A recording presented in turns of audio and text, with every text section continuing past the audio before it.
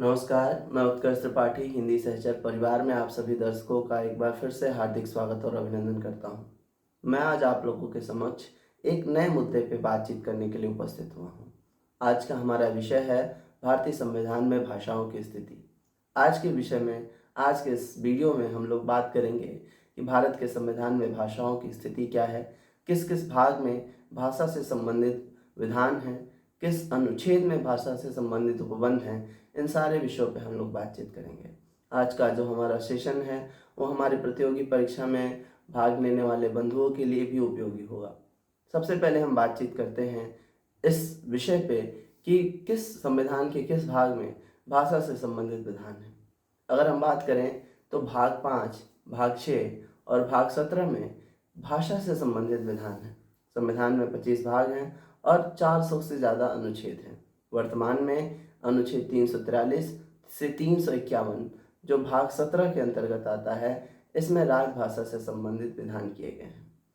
जिन 3 भागों के बारे में हमने बात किया, अर्थात भाग 5, भाग 6 और भाग 17, इसमें भाग 17 सबसे महत्वपूर्ण है क्योंकि इसका शीर्षक राजभाषा है और इसी शीर्षक के अंतर्गत 4 अध्याय हैं और ये 4 अध्याय अनुच्छेद 343 से 351 तक समाहित हैं।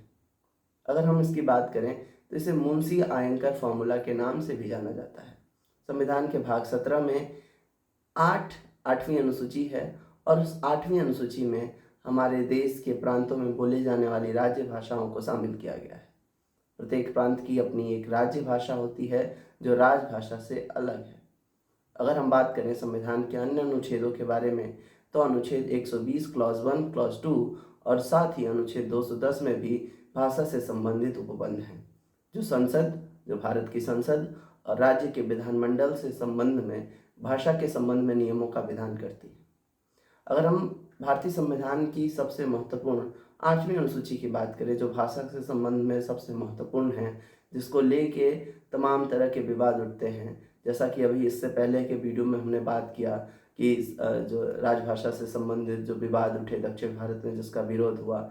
बाद में केरल के मुख्यमंत्री पिनरई विजयन ने कहा कि भारतीय संविधान की 8वीं अनुसूची में 22 भाषाएं हैं, 22 भाषाओं के साथ बराबरी का व्यवहार किया जाना चाहिए। हिंदी ही क्यों राजभाषा बनाई जाए, साथ में 22 भाषाएं हैं, सबके साथ इक्वली ट्रीट किया जाए। इस सारे मुद्दे जो हैं इसी 8वीं अनुसूची से जुड़े हुए हैं। जब हमारे देश का संविधान लागू हुआ तो इस 8वीं अनुसूची में सिर्फ 14 भाषाएं शामिल थीं।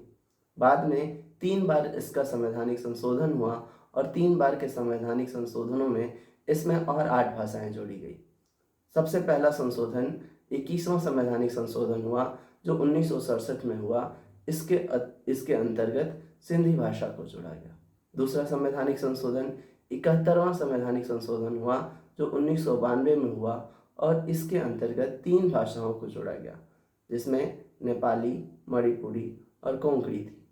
तीसरा संवैधानिक संशोधन 92वां संवैधानिक संशोधन हुआ जो 2003 में हुआ और इसके अंतर्गत 4 भाषाओं को जोड़ा गया, जिसमें नेपाली, डोगरी, बोडो और संथाली शामिल थे। इसमें नेपाली एक ऐसी भाषा है जो विदेशी भाषा होने के बाद भी भारत के संविधान की 8वीं अनुसूची में शामिल है।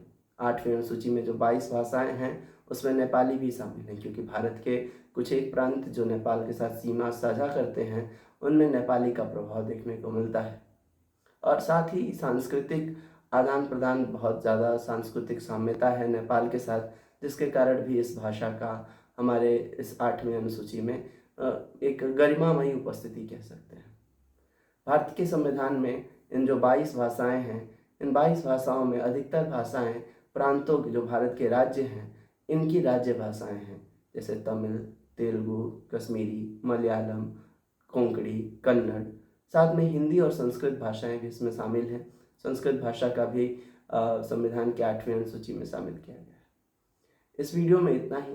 मिलते हैं अगले वीडियो में कुछ अन्य जानकारियों के साथ। भाषा के संबंध में कुछ अन्य मुद्दों पे बातचीत करेंगे। तब तक के लिए नमस्कार।